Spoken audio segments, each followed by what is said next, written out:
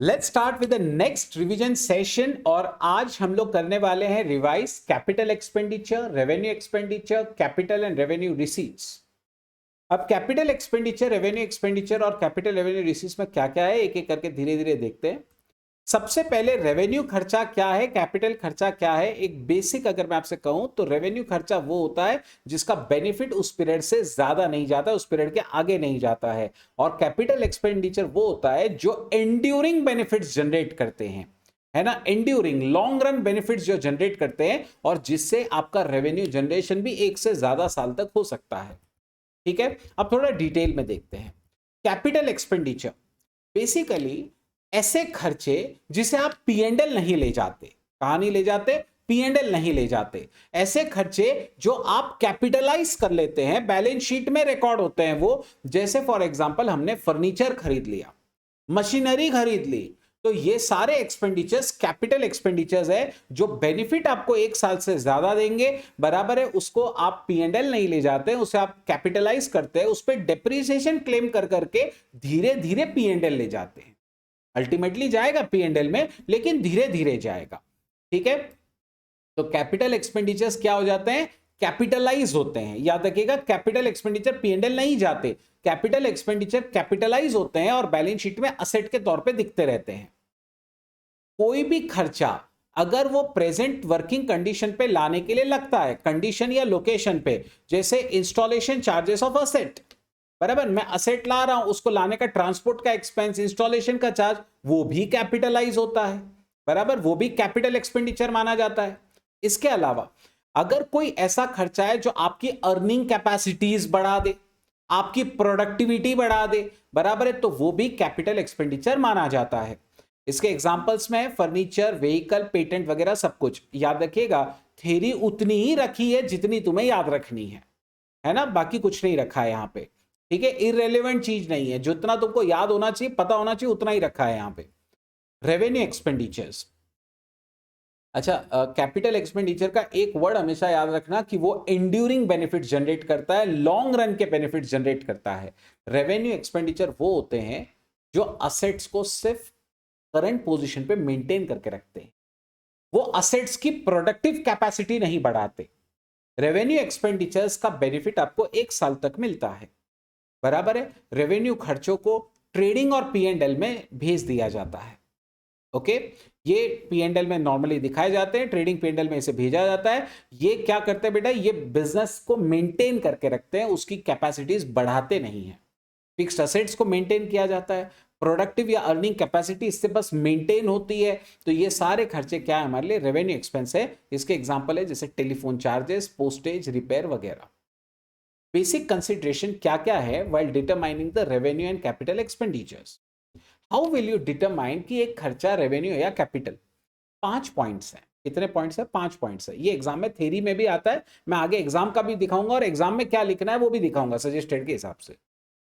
सो 5 चीजें हैं कि कैपिटल एक्सपेंडिचर और रेवेन्यू एक्सपेंडिचर आप कैसे क्लासिफाई करेंगे। सबसे पहला है नेचर ऑफ बिजनेस।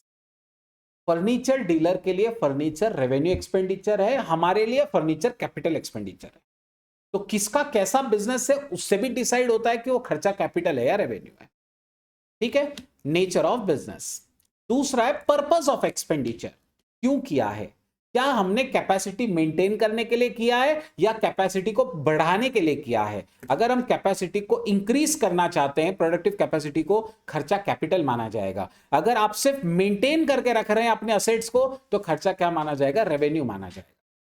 एग्जाम्पल के केस में अगर मेरे पास गाड़ी है, गाड़ी का मैं सर्विसिंग करा रहा हूं ताकि गाड़ी मेंटेन रह सके, तो वो क्या हो जाएगा? रेवेन्यू एक्सपेंडिचर है। लेकिन गाड़ी में मैं एक नया इंजन फिट कर रहा हूं ताकि उसकी कैपेसिटीज इंप्रूव हो जाए, तो ये एक क्या हो जाएगा? कैपिटल एक्सपेंडिचर माना जाएगा। मटेरियलिटी, कैपिटल खर्चे जनरली बड़े होते हैं। बराबर है, कैपिटल एक्सपेंडिचर जैसे गाड़ी लेना है, मशीन लेना है, फर्नीचर लेना है, ये खर्चे बड़े बड़े होते हैं। और रेवेन्यू एक्सपेंस, रेंट भरना है, टेलीफोन चार्जेस, इलेक्ट्रिसिटी बिल्स, ये जो रिकरिंग एक्सपेंडिचर्स है, ये जो रेगुलर कोर्स के एक्सपेंडिचर्स, ये जनरली थोड़े छोटे होते हैं। तो मटेरियलिटी कभी कभी डिसाइडिंग फैक्टर होती है। याद रखिएगा, बड़े खर्चे कई बार कैपिटल होते हैं और छोटे खर्चे कई बार रेवेन्यू होते हैं। वैसे एक बात आपको और बोलना चाहूंगा, कई बार जो कैपिटल खर्चे होते हैं लेकिन उसका अमाउंट बहुत छोटा होता है, उसको भी रेवेन्यू कंसिडर कर लेते हैं। मैंने मेरे लिए कैलकुलेटर लिया, 12 साल हो गए हैं, कैपिटल एक्सपेंडिचर था या रेवेन्यू? लेकिन मैंने तो मेरे बैलेंस शीट में कैपिटलाइज नहीं किया कैलकुलेटर को, मैं तो उसका अमाउंट बहुत छोटा था तो P&L में डाल के खत्म कर दिया मैंने। तो अंडरस्टैंड, कैपिटल खर्चे का भी अगर बेनिफिट बहुत, मतलब बेनिफिट बहुत ज्यादा है, लेकिन अगर उसका अमाउंट बहुत छोटा होगा उसे भी आप रेवेन्यू कंसिडर करके खत्म कर सकते हैं। Okay, next, recurring nature of expenditure, जो बार बार होते हैं वो रेवेन्यू एक्सपेंसेस है, रेंट, टेलीफोन, इलेक्ट्रिसिटी।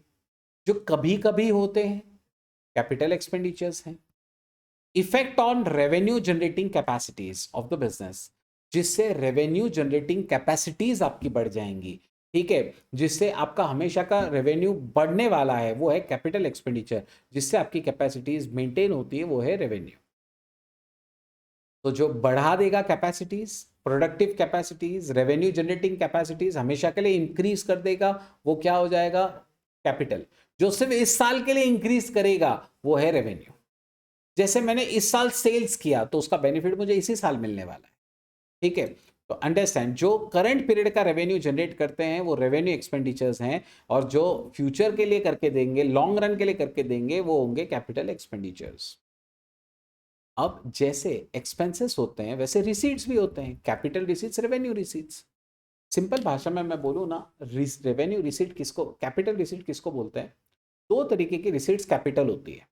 एक, मान लो मैंने मेरा लैपटॉप बेच दिया, फिक्स्ड असेट्स जो हमारे पास में है अगर हम उसे बेच रहे हैं तो वो होते हैं कैपिटल रिसीट्स। प्रीत, हमने फिक्स्ड एक्सपेंडिचर लिया था, यानी जब हमने लैपटॉप लिया था वो कैपिटल एक्सपेंडिचर था या रेवेन्यू? कैपिटल। तो जब उस लैपटॉप को हम बेच रहे हैं तो वो जो पैसा आएगा वो भी कैपिटल रिसीट है ना। जब खर्चा किया था तो कैपिटल एक्सपेंस था, असेट हमने लिया, लैपटॉप हमने लिया, वो खर्चा कैपिटल था, तो लैपटॉप बेच के जो पैसा आया है वो भी कैपिटल रिसीट ही है, ठीक है। तो एक कैपिटल रिसीट कौन सी हुई? असेट्स को बेचकर आने वाला पैसा, असेट को बेचकर, है ना, तो वो आने वाला पैसा। दूसरा, अगर आपने लोन ले लिए, है ना, लोन ले लिए, तो वो भी क्या है? वो भी कैपिटल रिसीट्स है। लोन आपने ले लिया, शेयर्स लेकर आ गए, मालिक ने कैपिटल लगा दिया, ये सब कैपिटल रिसीट्स है। रेवेन्यू रिसीट्स वो होते हैं जो धंधे की कमाई होते हैं। मेरे लिए रेवेन्यू रिसीट क्या होगा? क्लास फीस, बराबर। उसके अलावा बेटा मेरे को इंटरेस्ट इनकम जो आता है ना, वो भी रेवेन्यू रिसीट है, जो रेगुलर कोर्स में आ रहा है। मतलब अनइवन नहीं, जो रेगुलर कोर्स में, भले लोन दे रहा मेरा बिजनेस नहीं है, लेकिन मुझे अगर मान लीजिए रेंट आ रहा है, डिविडेंड इनकम आ रही है, उसके अलावा आपका इंटरेस्ट इनकम्स अगर आ रही है, तो ये सब चीजें हमारे लिए क्या मानी जाएंगी? ये सब रेवेन्यू रिसीट्स मानी जाएंगी। तो कैपिटल रिसीट क्या है समझने की कोशिश करो। मैंने इन्वेस्टमेंट लिया, इन्वेस्टमेंट बेच के आने वाला पैसा तो कैपिटल रिसीट है, लेकिन उस इन्वेस्टमेंट पे अगर इंटरेस्ट आ रहा है तो वो रेवेन्यू रिसीट है, ठीक है, याद रखिएगा। तो ये सब चीजें हैं रिसीट्स जो नॉर्मल एक्टिविटीज में मिलती हैं, जो ट्रेडिंग P&L में जाती हैं, जैसे गुड्स बेचकर, इंटरेस्ट रिसीव्ड, कमीशन रिसीव्ड, ये सब रेवेन्यू रिसीट्स हैं। और कैपिटल रिसीट्स क्या है? जो असेट को बेचकर आती है, जो P&L नहीं जाती है, उसका नेट अमाउंट आपका P&L जरूर जाएगा। नेट अमाउंट P&L जाता है ना। मान लीजिए जैसे अपन ने 60,000 का इन्वेस्टमेंट 75,000 में बेचा था, तो 15,000 का जो नेट प्रॉफिट है वो P&L आता है, लेकिन जो 75,000 बेच के आए हैं ना, वो अपन कैपिटल रिसीट समझते हैं। नेक्स्ट, कैपिटल लिया, लोन लिया, तो ये सब भी कैपिटल रिसीट्स ही माना जाता है। ये बैलेंस शीट के आइटम्स है, P&L के नहीं, ठीक है। अब चैप्टर का थ्योरी तो इतना ही था। अब इसके क्वेश्चंस देखते हैं, ट्रू फॉल्स। इसका हर क्वेश्चन पक्का करना है आपको, ठीक है स्टूडेंट्स। तो सबसे पहले ये वाला कर लीजिए। Overall expense of a second hand machinery purchased are revenue expenditures.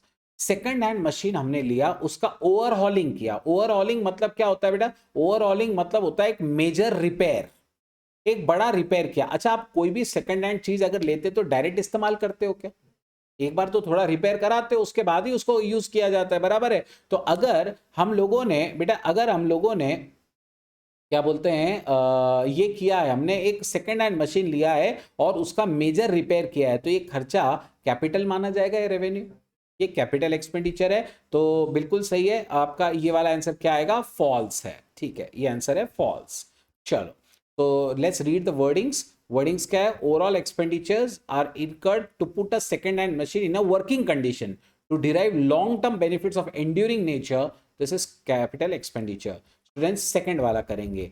Major repair charges including replacement of certain worn out parts incurred before using a second hand car purchase recently is a capital expenditure। सही है ना? सही है ना? ये तो वैसा ही था जैसा भी अपन ने देखा, सेकंड हैंड गाड़ी ली है और उसके पहले उसका मेजर रिपेयर कर लेके ले रहे हैं ताकि उसको यूज करने से पहले अपने को कोई सेफ्टी रहे पूरी। तो ये क्या है? ये कैपिटल एक्सपेंडिचर है, ये ट्रू है। ओके, दिस इज ट्रू, याद रखिएगा। इसमें बहुत है, लगभग 23 चॉइस ट्रू और फॉल्स है। नेक्स्ट, आरटीपी में 22 में भी आया है, पास्ट एग्जाम में भी आया है। पढ़िए बेटा, क्वेश्चन पढ़िए। The gain from sale of assets need not be added to revenue to ascertain the net profit of the business. Revenue में ऐड नहीं होगा, बराबर है, लेकिन नेट प्रॉफिट के कैलकुलेशन में पी एंड एल में तो लेना पड़ेगा उसको। तो गेन और loss from sale of assets वो तो आपको लेना पड़ेगा to ascertain the net profit of the business. Partly true partly false जैसा सही होना चाहिए, लेकिन अपन वैसे टिक नहीं करेंगे। ठीक है, सो उन्होंने नेट प्रॉफिट के लिए तो लेना पड़ेगा ना, रेवेन्यू में ऐड नहीं होगा। Need not be added to revenue to ascertain the net profit of business, तो रेवेन्यू में तो ऐड नहीं होगा। एक मिनट, यहाँ पे है ना, थोड़ा वर्डिंग इसका ध्यान से देखिए, ये थोड़ा डिबेटेबल है, इसलिए इसको थोड़ा ध्यान से देखिए। Gain from sale of assets need not be added to revenue, ये बात तो बराबर है, उसको रेवेन्यू में ऐड करने की जरूरत नहीं है। यहां का पार्ट बिल्कुल ट्रू है, to ascertain the net profit of the business. ठीक है, तो ये वाला पार्ट एक्चुअली क्या है, मतलब फॉल्स जैसा है, क्योंकि नेट प्रॉफिट में उसको लेना चाहिए। एक्चुअली इसको ऐसा पढ़ सकते हैं हम लोग, मतलब इसको मैं जस्टिफाई करने की कोशिश कर रहा हूं जो उन्होंने दिया है। Gain from sale of capital asset need not be added to revenue to asset and net profit, अलग से ऐड कर लेना ना, मतलब रेवेन्यू में ऐड करके ही नेट प्रॉफिट में लेके जाना ऐसा जरूरी नहीं है, अलग से भी तो आ सकता है नेट प्रॉफिट में। ऐसा उसने क्या वर्डिंग यूज किया? Need not be added to revenue to asset and the net profit. ठीक है, तो रेवेन्यू में ऐड करके नेट प्रॉफिट में मत घुसा उसको, अलग से ऐड कर लो। ठीक है, so that way it is true. Okay, तो ये बात ध्यान में रखिएगा, ये वाला आप स्टार मार्क करके रखेंगे बाद में, है ना। तो आरटीपी मई 22 का ये जो सवाल है, ये एक बार वापस जरूर आपको करना है, अच्छे से करना है। Any expenditure incurred to benefit the current period is a revenue expenditure. चलिए बेटा जल्दी से करिए। बेनिफिट द करंट पीरियड, जो करंट पीरियड को बेनिफिट दे रहा है वो क्या होगा?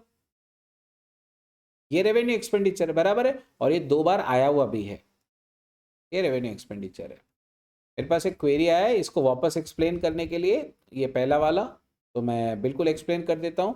बेटा हम लोगों ने असेट बेचा, असेट बेचकर आने वाला पैसा रेवेन्यू नहीं होता है। उसने भी वही कहा कि उससे होने वाला गेन रेवेन्यू नहीं मानना चाहिए to ascertain the net profit of the business.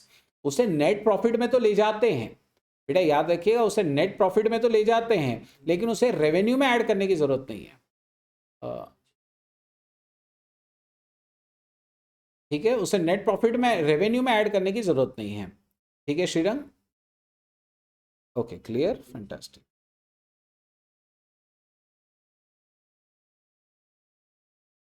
Done, sure.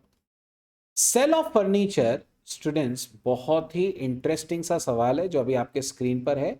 Sale of office furniture should be credited to sales account, 3 बार आया है। Sale of furniture should be credited to sales account, 2 बार वो खुद आया था एग्जाम्स में, और एक बार आरटीबी में ऐसा वर्डिंग है, should be credited to P and L account. ठीक है, अब सेल ऑफ ऑफिस फर्नीचर कहाँ क्रेडिट होना चाहिए? ना सेल्स को क्रेडिट होता है, ना पी एंड एल को क्रेडिट होता है, कहाँ क्रेडिट होता है? वो तो फर्नीचर अकाउंट को ही क्रेडिट होना चाहिए, बराबर है, वो फर्नीचर अकाउंट को ही क्रेडिट होना चाहिए, तो ये फॉल्स है, this is false, right. So false, it should be credited to furniture account because it is the capital receipt.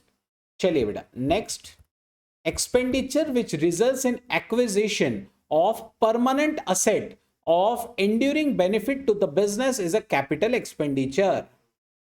अगर आप कोई परमानेंट असेट ले रहे हैं जिससे एंड्यूरिंग बेनिफिट आपको मिलने वाला है, ये क्या है? कैपिटल है, बराबर है। एंड्यूरिंग बेनिफिट बोला तो कैपिटल ही होने वाला है, तो ये क्या है? ये ट्रू है ना? ये एक कैपिटल एक्सपेंडिचर है। परफेक्ट है बेटा, ट्रू है। It results in acquisition of, वही वाला वर्डिंग पूरा लिख दिया है, वो रेवेन्यू एक साल से ज्यादा जनरेट करेगा। Wages paid to workers to produce a tool to be captively consumed is a capital expenditure.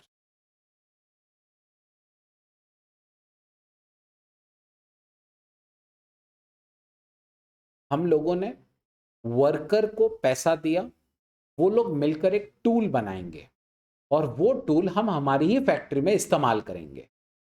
ये ऐसा हो गया, मैं अज्यूम कर रहा हूं यहां पे टूल की लाइफ एक साल से ज्यादा की है, ये मेरा अजम्पशन है। टूल की लाइफ एक साल से ज्यादा है और हम लोग वर्कर को वेजेस दे रहे हैं ताकि वो टूल को खड़ा कर सके, बना सके, जिससे लॉन्ग रन हमें बेनिफिट मिलेगा। तो ये क्या हो रहा है? ये कैपिटल एक्सपेंडिचर होना चाहिए। अगर वो शॉर्ट रन वाला टूल है, छोटा मोटा टूल है, तो फिर तो वो तो रेवेन्यू में चला जाएगा, ठीक है। लेकिन मेरे हिसाब से ये टूल लॉन्ग रन ही होना चाहिए, ठीक है।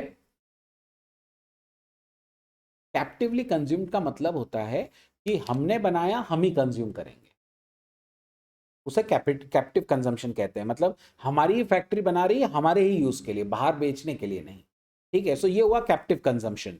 तो कैप्टिव कंजम्पशन हो रहा है और हमारे ही वर्कर मिलकर एक टूल बना रहे हैं। अब वो टूल की लाइफ कितनी, वो सब क्लियरली नहीं कहा है, अपन अज्यूम करेंगे कि वो टूल काफी टाइम हमें बेनिफिट देगा, नहीं तो अपन खुद क्यों बनाते हैं उसको, ठीक है। So in that case it should be a capital expenditure, true होना चाहिए, परफेक्ट है, ट्रू माना गया है। नेक्स्ट, ये इंटरेस्टिंग है। Expenses incurred on white washing of a factory building, okay, white washing of a factory building done after every 6 months is a revenue expenditure. हर 6 महीने में आप फैक्ट्री का व्हाइट वॉश कराते हैं, तो रेवेन्यू है कि कैपिटल है? रेवेन्यू। बार बार हो रहा है, बराबर, बार बार हो रहा है, तो उसका बेनिफिट भी आपको 6 महीने के लिए ही मिल रहा है, हर 6 महीने में करना पड़ रहा है तुमको, तो फिर ये लॉन्ग रन बेनिफिट तो नहीं हुआ, तो ये एक रेवेन्यू एक्सपेंडिचर है, ये ट्रू है। Okay, this has to be true. अगला क्वेश्चन देखिए, अगला क्वेश्चन जो एग्जाम में 3 बार आया है, ठीक है, 2 बार अलग से और एक बार जून 22 में, आरटीपी में 21 में भी है। Amount spent on the replacement of worn out part of the machine is a capital expenditure. जो कैपिटल मतलब मशीन के अंदर एक पार्ट है जो रिप्लेस अगर आप कर रहे हैं तो वो कैपिटल एक्सपेंडिचर है। ट्रू या फॉल्स? मेरे पास 2-3 आंसर्स ट्रू आ गए हैं, करेक्ट आंसर है फॉल्स। क्यों? क्योंकि अगर मान लो मैं आपको एक एग्जांपल समझाता हूँ बेटा। यहाँ पे ये है कैलकुलेटर, इसके अंदर एक पार्ट होता है बैटरी। मैंने बैटरी वॉर्न आउट हो गई, खराब हो गई, वो हटाई, नई बैटरी लगाई, कैपिटल एक्सपेंडिचर कैसे होगा? ये तो रेवेन्यू है, क्योंकि वो कैल्सी को सिर्फ मेंटेन करके रखेगा। ऐसा तो नहीं कि वो बैटरी डालने से मेरा नॉर्मल साइंटिफिक बन जाएगा। अंडरस्टैंड, उसकी कैपेसिटीज इंप्रूव नहीं हो रही है, उसकी कैपेसिटी से मेंटेन होकर रह रही है, तो ये एक मेंटेनेंस का खर्चा है। तो मेंटेनेंस का खर्चा है, इसीलिए ये क्या है? ये एक रेवेन्यू एक्सपेंडिचर है, ये कैपिटल नहीं है। एग्जाम में देख लो कितनी बार आया हुआ है, तो इग्नोर मत करना इसको, ठीक है। This is a capital revenue expenditure, this is false. ये मेंटेनेंस का खर्चा होता है, okay, this is false. Sir but long term benefit देगा ना अगर मेजर पार्ट रहा तो? बेटा आपको वॉर्न आउट पार्ट बोला है ना, आप उसको रेगुलर पार्ट ही कंसिडर करेंगे, है ना, और उसको मेंटेनेंस का खर्चा मान के चलेंगे, that is revenue expenditure. Benefit long run देगा नहीं आदित्य, वॉर्न आउट पार्ट का बेनिफिट एक्चुअली, एक बात बोलूं, वो ऑलरेडी अमाउंट उसमें कैपिटलाइज्ड होती है पहले से।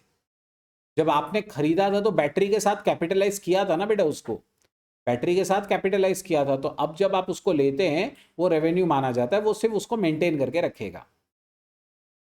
Clear? Next, heavy advertising to introduce a new product is a capital expenditure.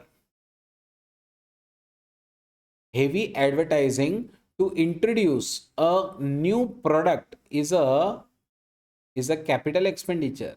2 बार आया एग्जाम में। हम अगर नया कोई प्रोडक्ट लॉन्च करें उस टाइम पे हेवी एडवर्टाइजमेंट करें, बराबर है, एडवर्टाइजमेंट से कभी भी एंड्यूरिंग बेनिफिट्स नहीं होते, आपकी पर प्रोडक्टिव कैपेसिटी नहीं बढ़ती, बराबर है। मुझे एक बात बताओ, इंडिया पाकिस्तान का जो मैच हुआ था उसमें लास्ट ओवर में किसकी ऐड आई थी?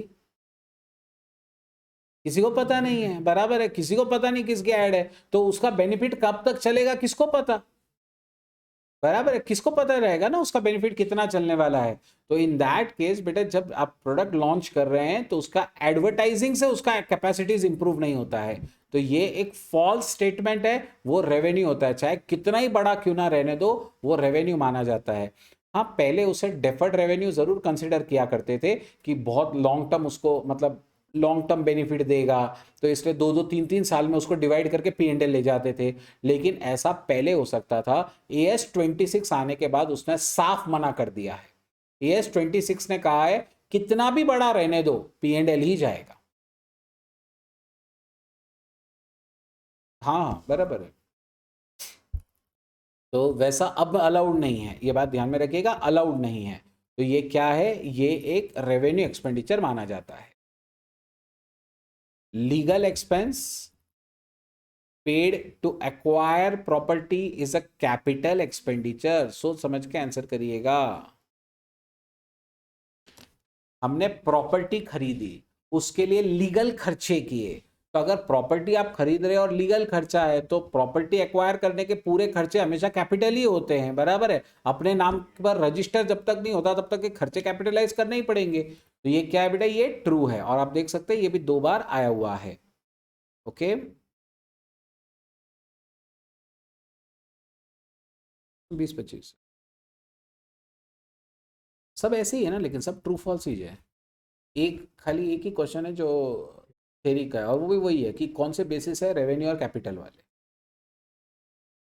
Traveling expense of 80,000 paid to a technician for installation of a machine debited to P&L.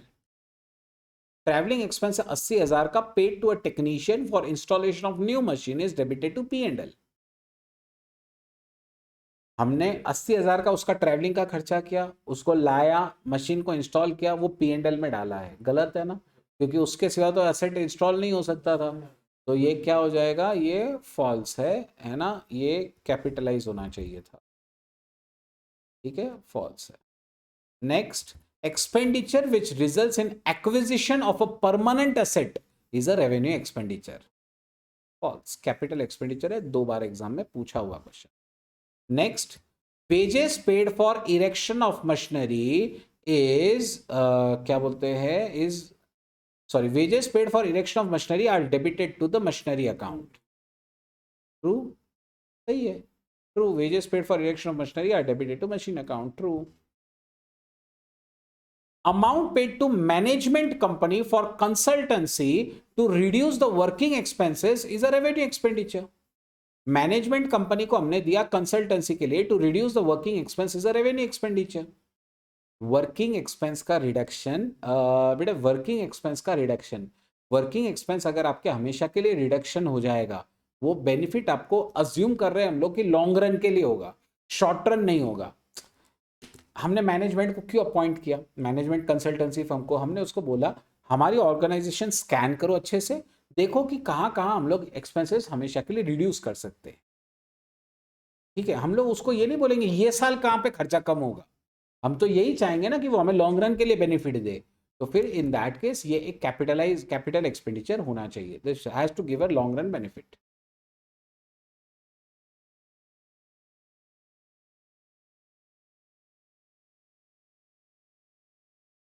वो कहाँ पर जाएगा, अब एक्चुअली डिपेंड्स तुम किसके लिए पूछ रहे हो। वैसे तो वो कंपनी ट्विटर के लिए ही होगा वो वाला खर्चा, तो वो इसमें जाने वाला है, रेवेन्यू P&L में जाएगा। खर्चा बस बड़ा है, खर्चा बड़ा है तो आप 2-3 साल में स्प्लिट कर लो उसको, है ना, पॉलिसी में लिख दो कि हमने उसको स्प्लिट किया हुआ है, ठीक है। लेकिन अदरवाइज उसको कैपिटलाइज नहीं कर सकते। कैपिटलाइज कौन से बेसिस पे करोगे ना, उससे क्या लॉन्ग रन बेनिफिट मिलने वाला है, प्रोडक्टिव कैपेसिटीज, कॉस्ट रिडक्शन हो सके, बराबर है ना, कॉस्ट रिडक्शन हो सके, तो ये कॉस्ट रिडक्शन कर रही है वो, सीधा सीधा वो कैपिटलाइज नहीं होगा ना, वो तो कॉस्ट रिडक्शन करने के लिए पेनल्टी वो भर रही है, वो that's not going to get capitalise.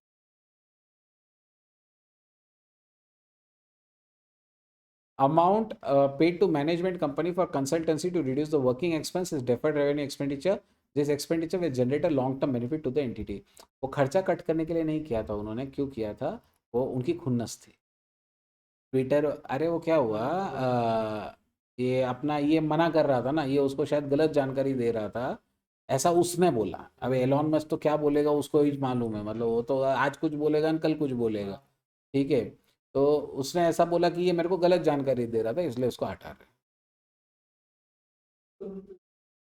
चलो जान दो, आ जाते हैं अभी इस पे रिवीजन अपना, है ना। Wages incurred by a factory in manufacturing a part of the plant is a revenue expenditure. हमने मैन्युफैक्चरिंग क्या बोलते हैं, wages incurred in a factory in manufacturing a part for its plant is a revenue expenditure. अपन plant ही बना रहे हैं ना एक तरीके से, तो ये कैपिटल एक्सपेंडिचर होना चाहिए। This should be a capital expenditure. False, बिल्कुल सही है, ये कैपिटल एक्सपेंडिचर है, it should be added to the cost of the plant.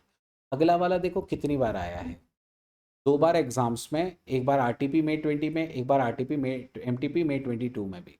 Expense in connection with obtaining a license for running a cinema hall is a revenue expenditure.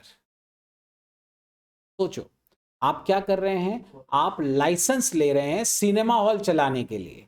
तो licence आप ले रहे हो तो उसका बेनिफिट कितने समय मिलेगा, कितने ही साल, बराबर है। मतलब तो फिर इन दैट केस बेटा ये क्या है, ये एक कैपिटल एक्सपेंडिचर है, this should not be a revenue expenditure, right. So this is false, capitally consider. Cinema hall could not be started without a license, okay, without a license. So expenditure जो है वो pre operative है, capitalise होना चाहिए, ये revenue नहीं होते हैं। Overhauling expense for the engine, बेटा overhauling expense for the engine of a motor car to get better fuel efficiency is a revenue expenditure. सोच समझ के बताइए। Overhauling expense for the engine, मतलब ओवरहॉलिंग यानी repair, major repair, to get better fuel efficiency is a revenue expenditure. अब यहां पर अगर हम लोग फ्यूल इफिशियंसी को बस मेंटेन करके चल रहे हैं तो रेवेन्यू है, उसकी इफिशियंसीज अगर इंप्रूव हो रही हैं तो वो क्या हो जाएगा, कैपिटल एक्सपेंडिचर है।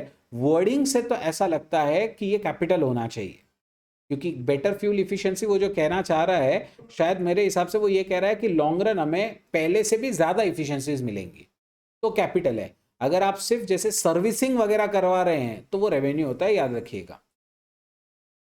दिस इज फॉल्स, बेटर, है ना। तो हो गया तो जल्दी हो गया, क्यों?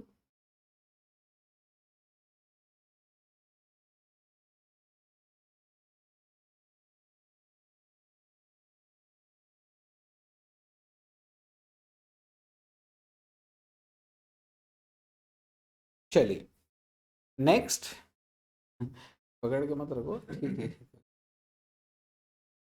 2019 June, MTP November 21, MTP May 22, amount spent on the construction of temporary huts, okay, temporary huts which were necessary for the construction of cinema house and were demolished when the cinema house was ready is a capital expenditure. जैसे मान लीजिए building बन रही है और building के आगे पता है ना आपको स्टील के झोपड़े बना लेते हैं, बराबर है। तो वो झोपड़े बनाए गए टेम्पररी हट्स हैं, और जब वो बिल्डिंग रेडी हो गई तो वो हट्स को हटा दिया गया। तो ये हट्स को बनाने का और हटाने का खर्चा जो है वो एक कैपिटल एक्सपेंडिचर है, ऐसा वो पूछ रहा है आपसे। ट्रू है या फॉल्स है? Answer is true. उसको किए सिवाय आपकी बनेगी कैसे बिल्डिंग, जब वर्कर ही वहां नहीं रह पाएंगे तो आप बनाओगे कैसे? वो टेम्पररी रहने दो, लेकिन उससे बेनिफिट तो लॉन्ग रन का है।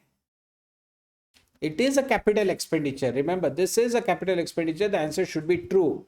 Okay. So cost of temporary huts जो हमने बनाए थे, construction of cinema house is a part of construction cost of cinema house. Therefore, such cost should be capitalized. चलिए बेटा 2019 नवंबर है ना, go for it, come on. XYZ and company runs a cafe.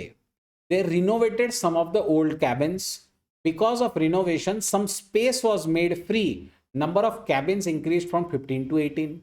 Total expenditure was 30,000 treated as revenue expenditure. सही है या गलत है? False है. रिनोवेशन किया, रिनोवेशन करके आपकी कैपेसिटीज बढ़ गई ना. पहले 15 कैबिन में लोगों को बिठा सकते थे, अब 18 में बिठाओगे, तो आपकी हमेशा के लिए रेवेन्यू जनरेटिंग कैपेसिटीज इंप्रूव हो गई है. The given statement is false. Okay, revenue नहीं होना चाहिए, कैपिटल. कैपेसिटीज बढ़ रही है. Insurance claim received on account of plant and machine completely damaged by fire is a capital receipt. Insurance claim हमें मिला किससे? On account of plant and machinery जो कंप्लीटली डैमेज हो गया बाय फायर. फायर बराबर है. और मशीन गया आपके पास से, एक तरीके से मशीन गया, इंश्योरेंस का पैसा आया है, कैपिटल रिसीट है. बिल्कुल कैपिटल रिसीट है. This is true. Subsidy received from the government for working capital by a manufacturing concern is a revenue receipt. Subsidy हमें गवर्नमेंट से मिली, वर्किंग कैपिटल के लिए मिली, ये रेवेन्यू रिसीट है क्या?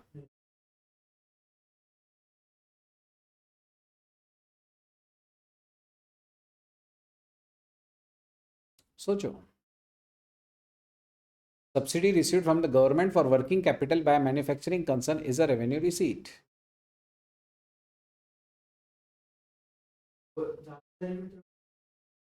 Okay, चलिए. So subsidy received from the government for the working capital by a manufacturing concern. अब actually depend करता है कि उसका नेचर क्या है. ठीक है, अगर वर्किंग कैपिटल के लिए मिल रहा है तो फिर इन दैट केस एक्चुअली तो ये कैपिटल रिसीट होना चाहिए. टू बी वेरी फ्रैंक, मैं ये अज्यूम कर रहा हूं यहाँ पे कि वो परमानेंट इन्वेस्टमेंट जैसा कर रही है. अगर मान लीजिए आपके खर्चे के फाइनेंसिंग के लिए होता है तो वो रेवेन्यू रिसीट होता है. मान लीजिए हमने कुछ खर्चा कर लिया, गवर्नमेंट उसको फाइनेंस करने के लिए दे रही है तो रेवेन्यू रिसीट है. लेकिन लॉन्ग रन के लिए अगर गवर्नमेंट पैसा डाल रही है तो कैपिटल रिसीट माना जाता है. तो फिर इन दैट केस एक्चुअल में इसका जो आंसर है, सी मैं फ्रैंकली बोलूँ तो I do not agree with their answer. Okay, I do not agree with their answer. मेरे हिसाब से इसका आंसर फॉल्स ही होना चाहिए. ठीक है, क्यों? क्योंकि आपको भले ही वो वर्किंग कैपिटल के लिए मिला है, लेकिन उसका बेनिफिट कितना टाइम मिलेगा आपको उस रिसीट का? हमेशा के लिए मिलने वाला है. बराबर है, हमेशा के लिए मिलने वाला है. वो एक तरीके से गवर्नमेंट जैसा कैपिटल लगाती है ना, वैसा है. तो इसलिए वो एक्चुअली कैपिटल रिसीट होना चाहिए. ठीक है, लेकिन ऑब्वियसली एग्जाम का क्वेश्चन है तो हम छेड़छाड़ नहीं करेंगे. जो सॉल्यूशन है वो आईसीआई का है. ठीक है, so treat it as it is. मेरे हिसाब से इसका आंसर फॉल्स है. इसका आंसर कैपिटल रिसीट ही होना चाहिए. इसका आंसर कैपिटल रिसीट होना चाहिए. सब्सिडी जो हमें गवर्नमेंट से मिलती है, वो गवर्नमेंट से मिलने वाली सब्सिडी, अगर मैं आपसे वापस कह रहा हूं, कब रेवेन्यू रिसीट मानी जाती है? मान लीजिए मैं गुड्स बेच रहा था, गुड्स के लिए मुझे सर्विस ये मिल रहा है सब्सिडी, तो वो रेवेन्यू रिसीट है. लेकिन अगर हमेशा के लिए कैपिटल डाल रही है, तो कैपिटल वर्किंग हो या रेगुलर वाला हो, कैपिटल तो कैपिटल होगा. तो इन दैट केस वो क्या हो जाएगा? वो एक कैपिटल रिसीट होना चाहिए था. ये गलत है मेरे हिसाब से.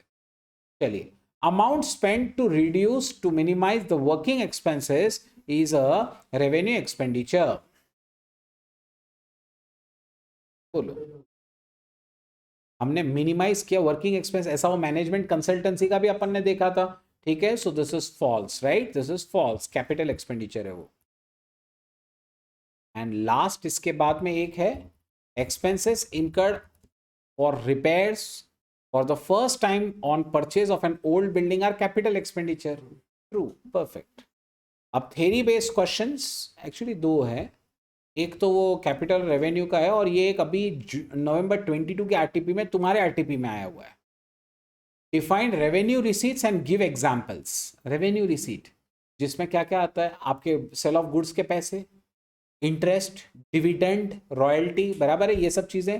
Receipts which are obtained in ordinary course of business are revenue receipts, जो नॉर्मल कोर्स में आती है. ये रेवेन्यू रिसीट्स एक्चुअल रिसीट्स नहीं होती है, एक्चुअल कैश नहीं होता है. रेवेन्यू यानी बस आपकी कमाई होती है, एक्चुअल कैश मिले या ना मिले. Revenue receipts are credited to P&L. Simple है ना? इतना ही पॉइंट्स है. मैं सजेस्ट करूंगा आप एग्जाम्पल, अच्छा एग्जाम्पल यहाँ लिखा है उसने, ठीक है, मैंने देखा नहीं था. Example goods services, interest income वगैरह, एग्जाम्पल हमें यहाँ पे लेना ही चाहिए. तो नॉर्मल कोर्स की रिसीट्स और उसका ट्रीटमेंट भी उसने पूछा था ना, तो इसलिए ट्रीटमेंट उसने लिख के दिया है कि उसको P&L में लेके जाते हैं। Simple. And last, what are the considerations for distinguish between capital and revenue expenditure? याद है 5 पॉइंट्स थे वो। नेचर ऑफ बिजनेस आपका क्या है, बराबर है। फर्नीचर डीलर के लिए फर्नीचर क्या है, एक रेवेन्यू खर्चा है। दूसरा है रिकरिंग नेचर, जो ज्यादा रिकर होते हैं वो क्या है, रेवेन्यू है, बराबर है। पर्पस ऑफ एक्सपेंस, जिससे कैपेसिटी मेंटेन होगी वो रेवेन्यू, कैपेसिटी बढ़ाने वाले कैपिटल वाले, बराबर है। Next, effect on revenue generating capacities, obvious बात है, वही पॉइंट जो अभी अपन ने डिस्कस किया है, ठीक है। तो प्रोडक्टिव कैपेसिटीज जो बढ़ाते हैं वो है कैपिटल, रेवेन्यू जनरेटिंग कैपेसिटीज जो बढ़ाते हैं वो है कैपिटल, और लास्ट मटेरियलिटी, जिसका अमाउंट जनरली बड़ा होता है वो कैपिटल होता है और छोटे वाले जनरली रेवेन्यू होते हैं, जनरली, ठीक है, याद रखिएगा। तो ये सारे पॉइंट्स को कंसीडर करना पड़ता है in determining whether the expense is a capital expenditure और अ रेवेन्यू एक्सपेंडिचर, ठीक है। So this is where the chapter ends, okay, this is where we conclude this topic, capital expenditure, revenue expenditure, capital and revenue receipts. आपके 2 mark तो पक्के हो गए बेटा इसके अंदर, ठीक है। Thank you so much.